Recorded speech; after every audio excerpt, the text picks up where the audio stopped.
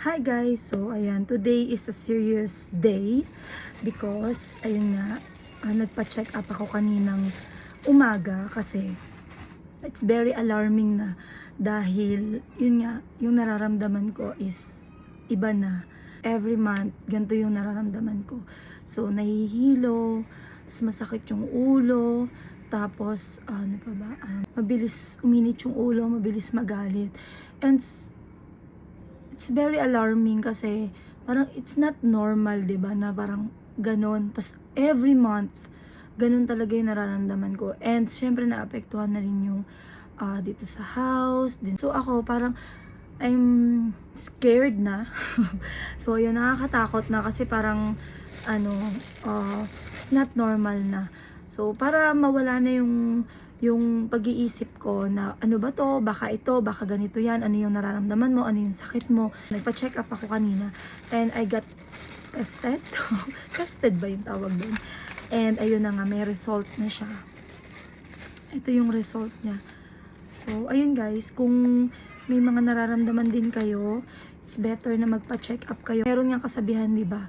Prevention is better than cure, o di ba? So kailangan pag ganyan may nararamdaman na kayo and alam niyo na there's something abnormalities or na hindi normal sa inyo and tawag dito, nakaka-hindrance na siya sa ginagawa nyo or sa pang everyday nyo, it's better na magpa-check up na kayo sa doktor, di ba? So ito na, may result na siya. Ito na guys, so, may result na yan. Ayan yung result ko, ayan. Okay.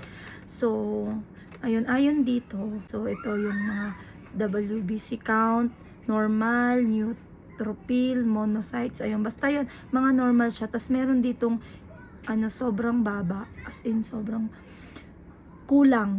kulang siya. Deficiency, ayun. Yung tamang term, deficiency. So, ano sabihin?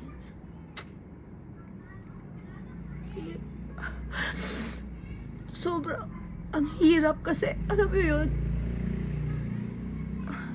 kaya pala, alam mo yung, kailangan,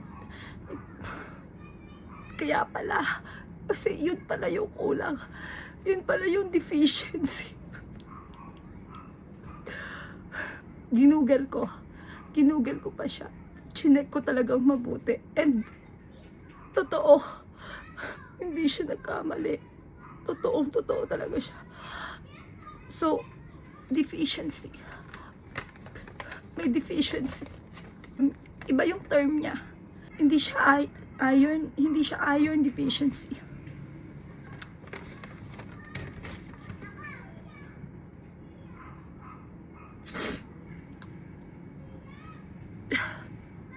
Ano po siya?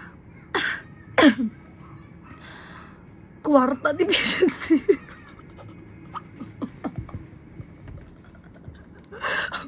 Ayun. So, may kwarta deficiency po. Kaya pala sumasakit yung ulo ko. Nahihilo, buwan-buwan. Masakit ang ulo, mabilis magalit. Meron po akong kwarta deficiency. Kaya, baka po makatulong kayo.